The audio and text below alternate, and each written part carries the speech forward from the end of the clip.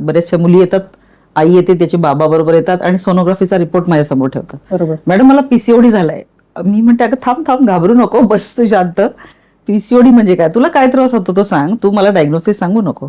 मग असं म्हटल्यावरती म्हणते मला काहीच होत नाही. मग का घाबरतेस तू? आम्ही फक्त युरिन इन्फेक्शन होतं म्हणून सोनोग्राफी करायला गेलो आणि ते डॉक्टरांनी हा रिपोर्ट दिला आणि मग सगळं घर हादरून जातं त्यांचं की मला पीसीओडी झालाय की काय झालंय. तर पीसीओडी म्हणजे काय असतं की हॉर्मोनल इम्बॅलन्स होतो शरीरामध्ये, त्याने अंडाशयावर सूज येते. नॉर्मली पीसीओडी म्हणजे हा काही फार मोठा आजार नाहीये. ह्याच्यात फक्त शरीरात काही चेंजेस होतात. जसं जसं मुलीचं वय वाढतं, तिला पिरियड यायला सुरुवात होतात, ओव्ह्युलेशन व्हायला सुरुवात होतं.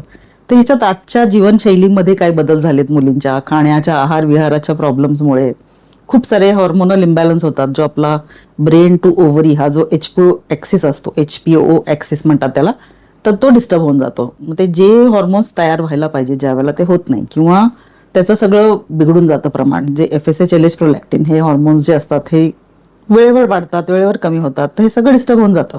त्यामुळे काय होतं, ओव्ह्युलेशन होत नाही मुलींचं.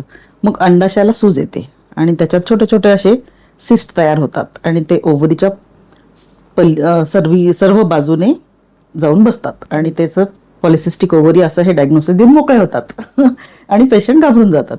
तर हे काही विशेष अवघड असं नाहीये, फक्त थोडं जीवनशैलीत बदल, डाएट, एक्सरसाइज असं केलं की त्याचा पूर्णपणे आपण हे करू शकतो, ट्रीटमेंट करू शकतो.